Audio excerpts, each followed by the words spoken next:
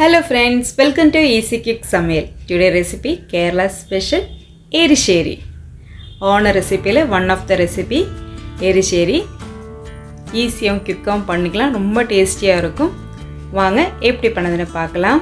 உங்களுக்கு என்னோடய video பிடிக்கிறத like and comment பண்ணுங்கள், சப்ஸ்கிரைப் பண்ணி பாருங்கள், ஃப்ரெண்ட்ஸ் அண்ட் ஃபேமிலிக்கு ஷேர் பண்ணுங்கள், வீடியோவை ஸ்கிப் பண்ணாமல் பாருங்கள்.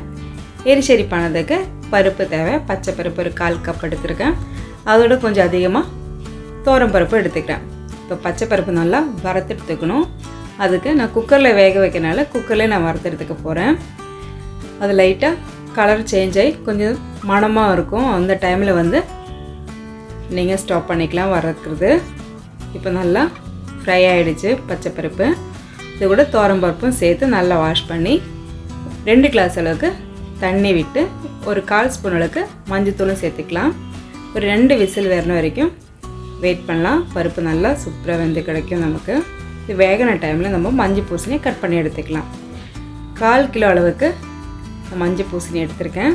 இப்போ அதை கட் பண்ணி ஃபஸ்ட்டு அதோட சீடு எடுத்து அதுக்கப்புறமா தோல் கட் பண்ணி எடுத்துக்கலாம். மஞ்சள் பூசணியோட தோல் கொஞ்சம் ஹார்டாக இருக்கும், அதனால் பார்த்து சேஃபாக நீங்கள் கட் பண்ணி எடுத்துக்கோங்க தோலை. ஒரு வாட்டி வாஷ் பண்ண பிறகு திருப்பி நம்ம க்யூப் சைஸில் நம்ம கட் பண்ணி எடுத்துக்க போகிறோம்.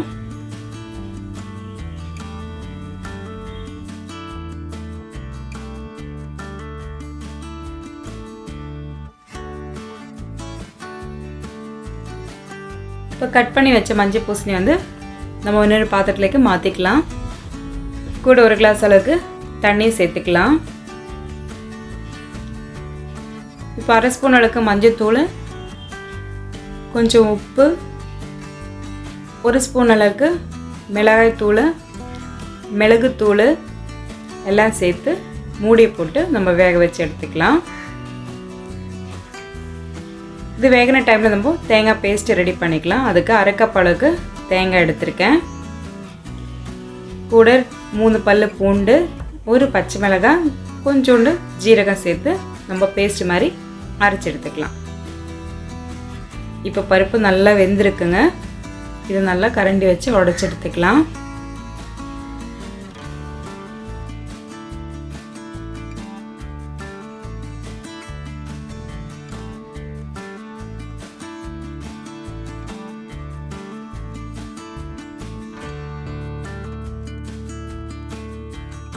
இப்போ பூசணிக்காய் நல்லா வெந்திருக்குங்க. இந்த கையால் டச் பண்ணாலே நல்லா வெந்திருக்கும் தெரியும் நமக்கு. இந்த டைமில் வேக வச்ச பருப்பு நம்ம சேர்த்துக்கலாம்.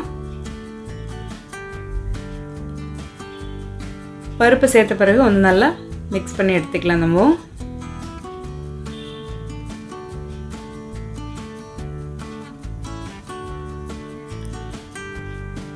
அதுக்கப்புறமா நம்ம தேங்காய் பேஸ்ட்டு நம்ம சேர்த்துக்கலாம்.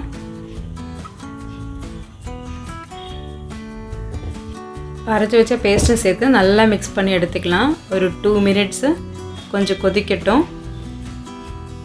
அதுக்கப்புறமா நம்ம அதுக்கு தாளிப்பு ஒன்று ரெடி பண்ணணும்.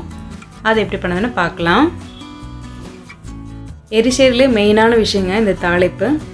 அது கரெக்டாக ப்ராப்பராக பண்ணால் தான் இந்த எரிசேரிக்கு சூப்பரான டேஸ்ட்டு கிடைக்கும். வாங்க எப்படி ஃப்ரை பண்ணுறதுன்னு பார்க்கலாம். இப்போ அதுக்கு ஒரு கடாய் ஹீட் பண்ணி எடுத்துக்கலாம். 2 டீஸ்பூன் அளவுக்கு தேங்காய் எண்ணெய் எடுத்துக்கலாம். தேங்காய் எண்ணெய் ஹீட் ஆனதுமே 1/2 ஸ்பூன் அளவுக்கு கடுகு, அதே அளவுக்கு ஜீரகம் சேர்த்து நல்லா ஃப்ரை பண்ணி எடுத்துக்கலாம். இப்போ சின்ன வெங்காயம் ஒரு 10 சின்ன வெங்காயம் சின்னதாக கட் பண்ணி எடுத்துருக்கேன். அது இது கூட சேர்த்து ஃப்ரை பண்ணி எடுத்துக்கலாம். இது கொஞ்சம் வதங்கின பிறகு 2 காஞ்ச மிளகாய், கொஞ்சோண்டு கருவேப்பிலை, துருவின தேங்காயும் சேர்த்து நல்லா ஃப்ரை பண்ணி எடுத்துக்கலாம்.